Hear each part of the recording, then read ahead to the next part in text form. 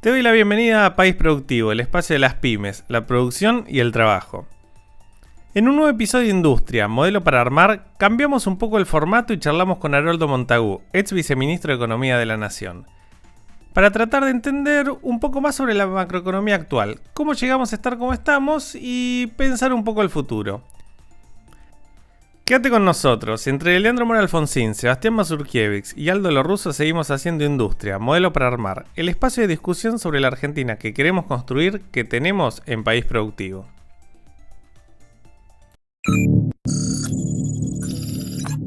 Así que bueno, Leandro, contame vos un poco qué tenemos hoy.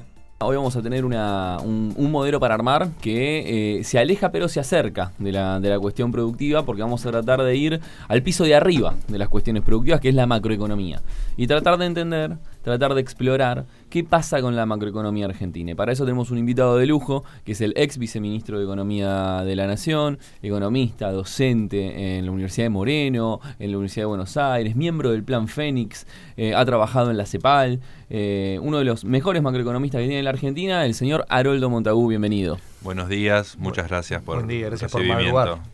Como vos sabés, en esta columna nosotros tratamos de sentar las bases de qué tipo de país productivo queremos, o sea, qué configuración queremos para la Argentina. Y sabemos que, por más que tengamos la mejor política industrial del universo, si la macro no funciona, la micro jamás alcanza ni jamás llega. Y la primera pregunta, y lo que nos gustaría que sea el disparador, es desde tu mirada, ¿por qué la macroeconomía argentina fue tan inestable y acumula tantos episodios de crisis en las últimas décadas, en las últimas 4 o 5 décadas? Bueno, de nuevo agradezco la invitación. La pregunta central, tantos libros escritos al respecto. En mi visión, digamos, lo que se suman dos problemas estructurales, ¿no? Porque estamos hablando de problemas que acarreamos hace décadas. Por un lado, una estructura productiva, digamos, que no genera, vamos a decirlo así, los dólares suficientes para sostener un proceso de crecimiento, ¿no? Un proceso de crecimiento sostenido y sustentable en el tiempo, ¿no? Entonces, a pesar de los diversos intentos y modelos económicos y planteos y planes realizados, ahí hay un problema, insisto, ¿no? Estructural entendido como largo plazo. Así entendemos las cuestiones estructurales. Entonces, hasta que no haya una estructura productiva que genere esos dólares, bueno, vamos a estar con estas volatilidades. A su vez, déjame complementar con otra causa que había mencionado. Para mí hay dos cuestiones. Por otro lado, ante esa insuficiencia de dólares, ¿qué es lo que hizo Argentina tradicionalmente? O los gobiernos acudieron al endeudamiento. Muchas veces ese endeudamiento fue insostenible en el sentido de no se puede pagar. Entonces, bueno, tenemos el peor de los escenarios, en donde tenemos una economía que no genera los dólares suficientes para las necesidades de la industria, de la dolarización de los activos, de las carteras, y por otro lado nos endeudamos para cubrir esas falencias, y bueno, eso es un esquema que claramente es de corto aliento. Entonces ahí, para empezar a pensar, ¿no?, estas cuestiones... ¿Y ese elemento es el único que conspira o hay otros respecto? Vos recién decías, hasta que no tengamos una estructura productiva que pueda satisfacer esas demandas de dólares, siempre vamos a quedar cortos. Ese elemento que vos estás señalando, esas tomas de deuda, ¿es el único que conspira o por qué no podemos tener esa estructura? ¿Hay algo más que explica que no podamos consolidar esa estructura que facilita las necesidades de divisa? Me parece que también tiene que ver, digo, y me meto con otro tema, pero que para mí está íntimamente relacionado. También hay una cuestión estructural nuevamente vinculada a una distribución del ingreso, que digo que está muy asociada a la estructura productiva. Digamos, justamente que esta semana estuvo Chang, ¿no?, en la Argentina, y él también habla de eso. Cuando habla de desarrollo, habla de industria, también se mete con política social, con la distribución del ingreso. El ejemplo de Corea, que hoy tiene una distribución del ingreso similar a Corea del Sur, similar a un país europeo, ¿no? Entonces, me parece que ahí también hay un entramado entre la distribución del ingreso y la estructura productiva que no se termina de resolver en el país. Y yo me parece que eso hay un tema ahí para analizar, y es un nudo importante. Y eso también lo pondría como uno de los factores. Antes de pasar a cómo se resuelve, que es lo que entiendo que Aldo, como empresario... estaba anotando ya. Y nuestros oyentes, que la gran mayoría son empresarios industriales, quieren saber... Me gustaría traerte más acá en el tiempo y Hoy vivimos una crisis. El viernes se conoció un dato de inflación, 8,4%. Estamos en un casi 110%, 108% de inflación interanual. La crisis actual, ¿qué tan actual es? Es decir, ¿es la misma crisis que tenemos desde el 2018 con el inicio de la crisis cambiaria y se fue agudizando a fuerza de pandemia, de sequía, de las implicancias del Fondo Monetario? Del Fondo Monetario, de las implicancias de la guerra europea, o es una crisis de otra naturaleza o más particular? ¿Estamos hace 5 años en crisis o esta es una crisis de este año? Mira, me parece que hay, de nuevo, algunos factores estructurales que los tenemos de base en la Argentina, en nuestro país, y que ante un cimbronazo interno o externo se activan rápidamente y generan lo que está generando, ¿no? Entonces hay factores estructurales vinculados de nuevo a la toma de deuda con el fondo que se hizo en 2018, un modelo completamente inconsistente, ¿no? A partir del año 2016 vinculado al esquema financiero cambiario. Sobre esa base, si uno se quiere, con el condimento amargo del préstamo del Fondo Monetario Internacional en el año 2018, se desataron los males planetarios que conocemos, ¿no? Entonces... lindo nombre para una banda, los males planetarios. Sí, una banda punk del conurbano.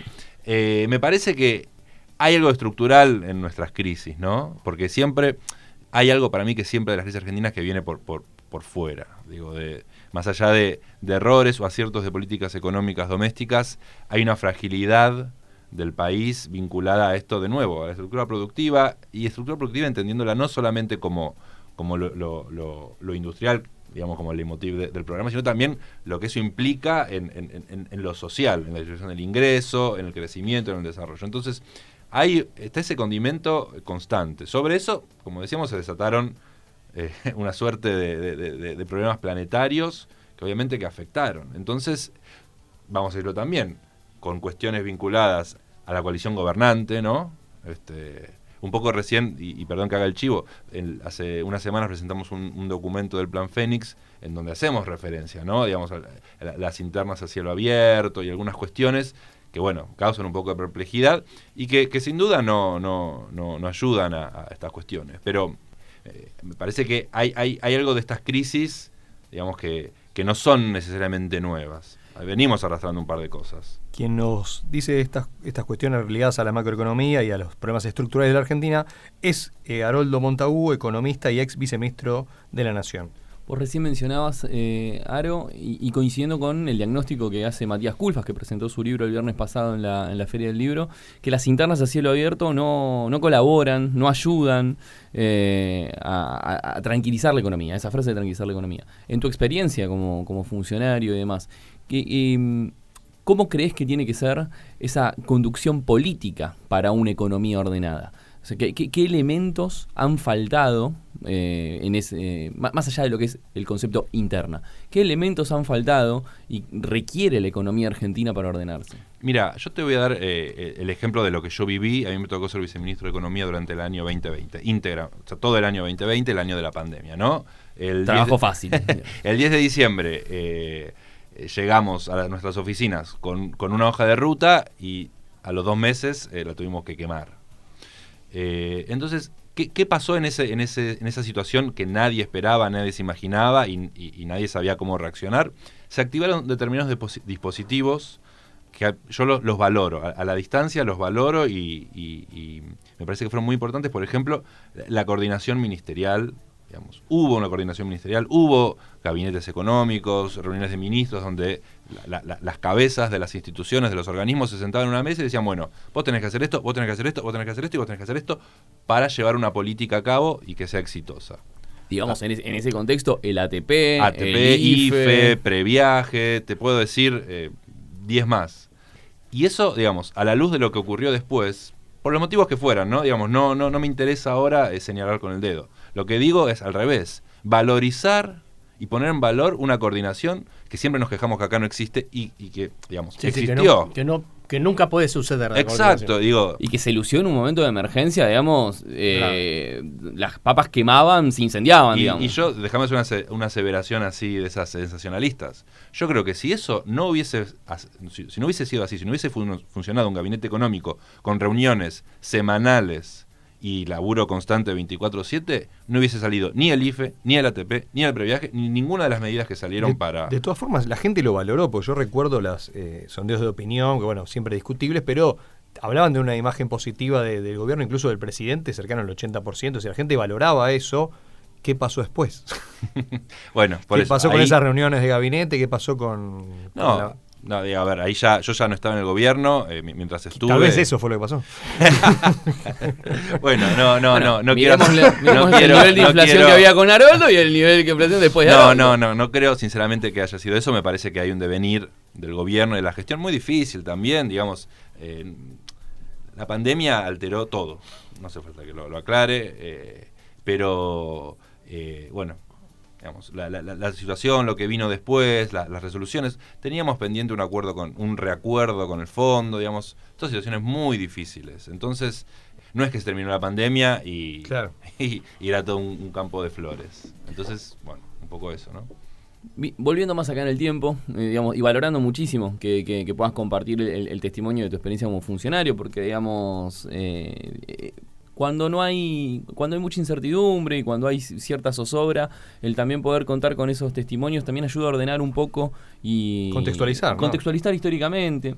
Pero viniendo más acá y yendo a la crisis que nos atañe hoy día y mirando hacia adelante, porque tenemos que poner la cabeza en resolver, ¿no? Hay un consenso en toda la profesión, digamos, nosotros como economistas, hay un consenso entre los economistas que nos encontramos dentro del espectro peronista, los economistas de la oposición, más hacia el centro o más hacia el extremo derecho, todos dicen la misma palabra, que tenemos que estabilizar. O sea, estamos todos de acuerdo que esto no es simplemente bajar la inflación, sino que tenemos que estabilizar como para que no vuelva a ocurrir un reverbere inflacionario. Ahora bien, para vos, digamos, ¿cómo debería ser un plan de estabilización para la Argentina hoy? ¿En qué debe consistir un plan? Primero, ¿qué es un plan de estabilización? En términos generales, porque la ¿Qué es gente lo que hay que nos estabilizar? escucha, ¿No?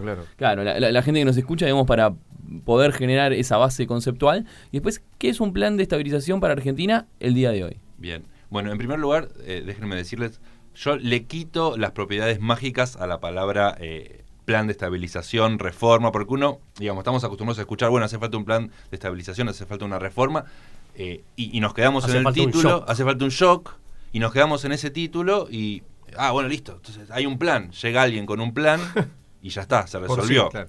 Aclaro que yo, digamos, soy un ferviente creyente, si se quiere, en la planificación y sobre todo en la planificación de las políticas públicas, ¿no?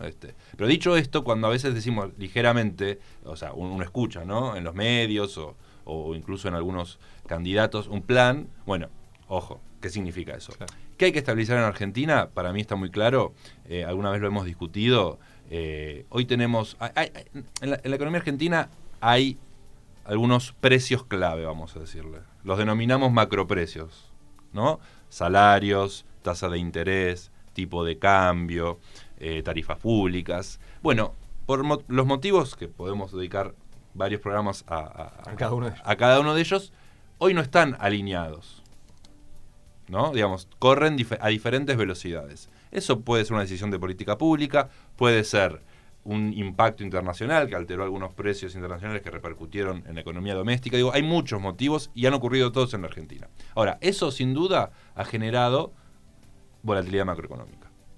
Y eso impacta en todo lo que vos decías, en este piso de arriba, ¿no? Entonces, ahora, estabilizar esos precios, alinearlos, no es sencillo, no es fácil. Y generalmente cuando se ha hecho en el pasado, salvo honrosas excepciones en el país, ha tenido un costo social, ¿no?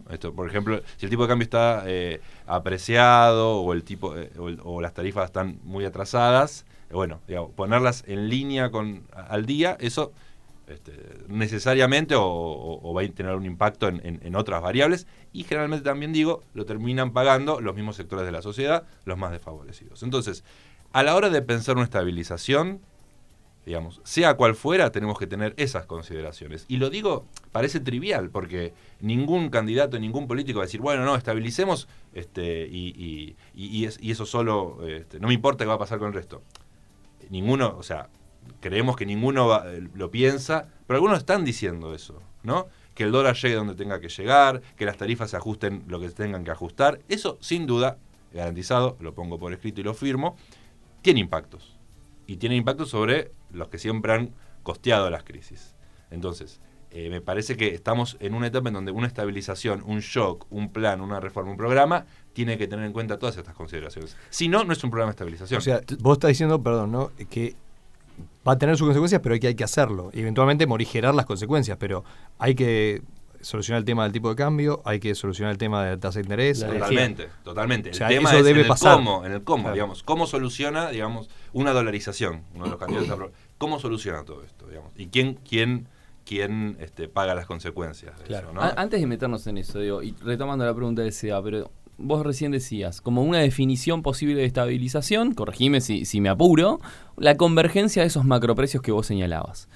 Y que esa convergencia y esa modificación en esos macroprecios puede generar costos para los más vulnerables de la sociedad. Entonces, ¿cómo es una estabilización con la gente adentro? ¿Qué elementos deberíamos considerar? ¿Cuál es el rol de la política social? ¿Qué se debería cuidar y no dejar de hacer? Sí, antes, déjame decir, la no alineación también tiene consecuencias, Claro. ¿no? Muchas de esas las estamos La viendo. estamos viendo, claro. Entonces, ¿qué es lo que sí tiene que tener? Bueno, así como, y de nuevo, cito a Chang, pero puedo citar a otros economistas que también han recorrido el país, o los leemos si fueron nuestros maestros, la política industrial, las políticas sociales, digamos, la compensación de algunos efectos no deseados, digamos, si queremos eliminar, por ejemplo, digamos, consideramos, no digo que sea así, pero podemos llegar a considerar que tenemos una mala asignación de los subsidios energéticos, ¿no? Porque se subsidia a un sector único del país, no en otras provincias, etc. Bueno, digamos,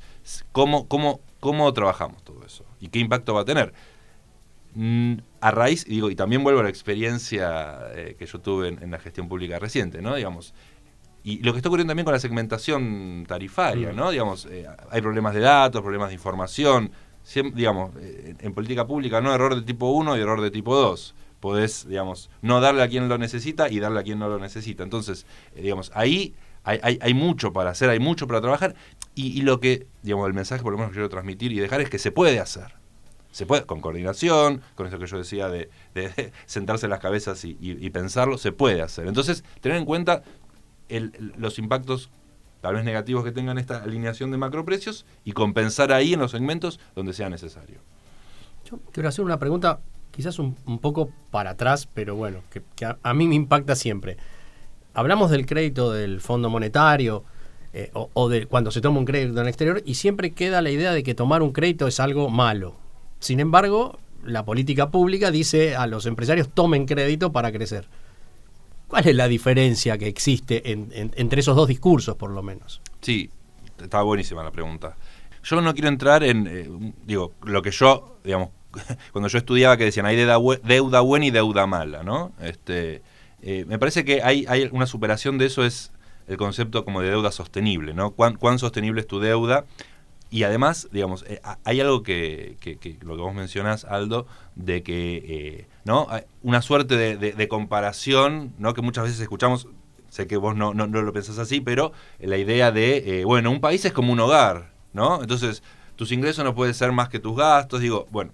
Discutamos eso, a la larga tal vez no, pero los hogares y los países no tienen el mismo esquema, no funcionan de la misma manera, y la mayoría de los países viven endeudados, con deudas sostenibles. Ahora, cuando vos hablas a una empresa que le dicen, bueno, endeudate, me parece que ahí es donde yo, digamos, meto al Estado ahí. ¿Y cómo lo meto? Al Estado, cuando ve empresas, ve sectores estratégicos, bueno, subsidiemos las tasas de interés, tengamos políticas de promoción, las que impliquen endeudamiento, como decía, ver qué hacer con la tasa de interés. Me parece que ahí sí radica una diferencia. Con el fondo también, digamos, me parece que es la última opción, ¿no? Y yo ni siquiera lo consideraría una opción. Me atrevo a decirlo. Para mí no es una opción ir al fondo, y mucho de lo que está pasando son consecuencias del primer acuerdo realizado en 2018, ¿no? Entonces, bueno, ahí hay un tema, me parece. Ahí, por ejemplo, vos recién comentabas, bueno, en aquellos sectores estratégicos pensar en algún tipo de financiamiento diferenciado. En la lógica de la estabilización, eso por muchos puede ser considerado como un arma de doble filo. Y ahí me animo a hacer una pregunta un poco más amplia, ¿no? Así como el financiamiento es una de las tantas herramientas que puede tener una política industrial, ¿no? ¿qué rol puede tener la política industrial abonando a un proceso de estabilización? ¿Cómo puede ayudar una buena política industrial a que esa estabilización sea más sostenible, más concreta y más duradera? Sí, a mí me parece ahí que como que la política industrial es una parte central de estos problemas estructurales, ¿no? que yo mencionaba antes y que están presentes ahora, digamos, y que se nos van acumulando algunos de los problemas.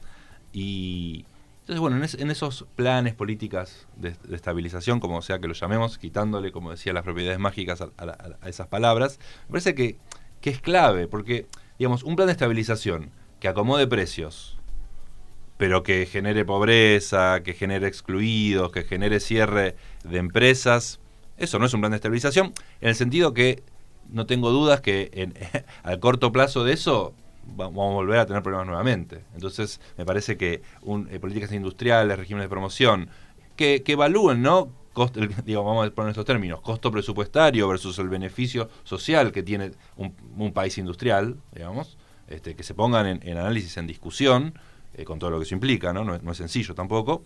Me parece que abonan muchísimo a un plan de estabilización, y hoy me parece inconcebible pensar algo así sin tener en cuenta, me parece inconcebible pensar en alguna suerte de alineación de macroprecios sin tener en cuenta estas cuestiones. No es una cosa o la otra, es el equilibrio de ambas. Exactamente. Te llevo un tema que siempre surge en casi todas las discusiones, que incluso los oyentes al comunicarse siempre lo traen, y aparece recurrentemente. ¿Cuánto va a estar el dólar? No, ese no, ese no. Aunque Aldo después, al final del programa, quiere preguntarte unas cosas, me dijo. Bueno. Fuera de aire. Me meto, trato de plantearlo de una manera más nerd para después ir a lo que es el tema en sí. Hay un elemento básico de cualquier esfuerzo por bajar la inflación, suele ser en el mundo la política monetaria. Ahora, lo que nosotros vemos acá en Argentina es que no importa dónde esté la tasa, a cuánto se suba, siempre siempre estás como corriendo por detrás, ¿no? Parece que no alcanza. ¿Cómo juegan hoy, en esta crisis que tenemos y en sus alternativas de solución, la deuda en pesos que tiene el sector público y el famoso tema de las LELIQ y el déficit cuasi fiscal, esa montaña de pesos contenida? ¿Cómo juega y cómo se desarma? Sí, bueno, es una pregunta más que necesaria, diría, ¿no? Es para una entrevista sola, entera. Sí. No, a ver, me extiendo un poquito para entender esto, o por lo menos como lo entiendo yo. Vos hoy tenés, las LELIQs, ¿no? Son como una suerte, es la política monetaria del Banco Central, ¿no? La manera de absorber los pesos disponibles, es la política monetaria casi por excelencia, diría. Pero a su vez también, ante una falta de demanda de crédito, por el contexto económico, los bancos que son muy buenos, los bancos del sistema argentino, que son muy buenos a la hora de captar depósitos, no son tan buenos, vamos a decirlo así, a la hora de prestar. ¿Pero por qué? Digamos, no solamente culpa de los bancos, ¿no? No hay una demanda de crédito. Y bueno, con tasas del 90% es difícil que alguien vaya a un banco.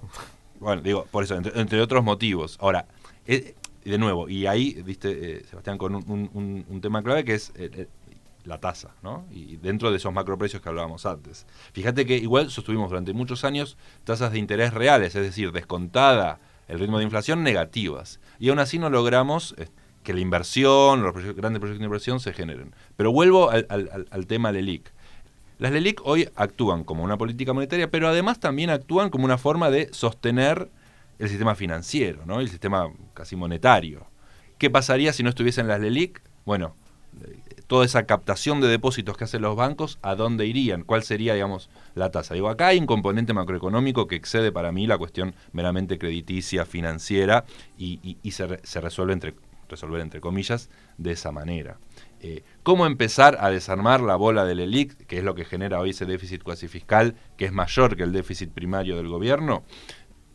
Bueno, empezar a generar los incentivos para que haya demanda de crédito. Y que esa masa, esa captación de depósitos que hacen los bancos, y que lo hacen muy bien y lo saben hacer muy bien, se trasladen hacia, digamos, proyectos productivos, comerciales, de distinta índole. Hoy eso no ocurre por motivos macroeconómicos, por motivos, digamos, varios motivos. Entonces los bancos, ante la no demanda, dicen, bueno, voy a poner toda la LELIQ. Y bueno, digamos, ahí hay una raíz del problema que, yo digo, excede a los bancos. Excede el comportamiento, excede los balances contables de los bancos, digamos. Es un problema macroeconómico. Y hoy Las LELIQ de alguna manera sostienen la rentabilidad de los bancos. El activo de los bancos mayoritariamente está colocado en LELIQs o hacen un equilibrio entre préstamos y LELIQs. Entonces, bueno, hay que empezar a pensar por ahí la cosa. Desde ese hilo. Claro. Para cerrar, nosotros con Haroldo formamos parte de un colectivo que se llama Futuros Mejores, donde tenemos un grupo mayormente economistas, tenemos gente de otras áreas, pero mayormente economistas, donde siempre estamos debatiendo y abriendo el debate también hacia economistas jóvenes de estos temas. Y no sé si ustedes notaron la racionalidad para explicar un tema bastante agudo como es la crisis macro, ¿no? Entonces, para cerrar, me gustaría preguntarte, ¿por qué crees que en el debate público falta esa racionalidad o muchas veces se aleja de la racionalidad y los focos aparecen en medidas estrafalarias como dolarizar, que surgió en algún momento de la charla en un momento, o agarrársela con que el tema es por precios cuidados o los formadores de precios, que ya quedó claro por la evidencia empírica que eso no abona a ningún tipo de solución con la inflación? ¿Qué pasa en el debate público? ¿Por qué no se vuelve racional? Es otra buena pregunta. A mí me parece que hay una historia, ¿no? En la Argentina, una historia a veces de políticas fallidas, ¿no? De promesas incumplidas, que excede lo partidario, ¿no? Digamos, y tampoco hago responsable enteramente a los gobiernos de turno, aunque obviamente tienen su responsabilidad. Digo, una guerra, una sequía, una pandemia no son responsabilidad del gobierno, sí cómo actúa frente a esos eventos con los elementos y herramientas que tiene a disposición. Pero me parece también que surge de una cuestión de haber probado varias, digo, a veces, ¿no? Ustedes ya me imagino que habrán hablado del péndulo, de ir hacia un lado, de ir hacia el otro, y no encontrar, me parece, un sendero de desarrollo, ¿no? En el cual haya un consenso de la política, de la población, con persuasión, con convencimiento. No hace falta un referéndum para hacer eso, Digamos, no hace falta una elección, no hace falta, digo, me parece que excede. No sé si la palabra es consenso, acuerdo o qué, pero me parece que me parece que tenemos que ponernos de acuerdo en 3, 4, 5 puntos que excedan lo partidario, que excedan lo electoral y bueno, ahí vamos a poder empezar a dejar de creer en estas soluciones mágicas. Haroldo, se nos ha terminado el programa, la verdad que te agradecemos mucho estas palabras, muy claro y muy rica esta entrevista. La verdad que poder tener este modelo para armar era necesario. Nosotros podemos tener la mejor política industrial, pero requiere orden macroeconómico. Gracias, Saro, por venir a traernos luz sobre un tema que muchas veces parece tan oscuro. Bueno, el agradecido soy yo.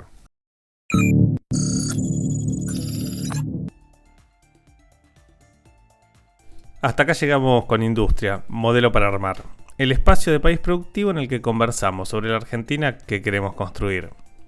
Para estar informado de la actualidad de las pymes, la producción y el trabajo, entra a paisproductivo.com.ar.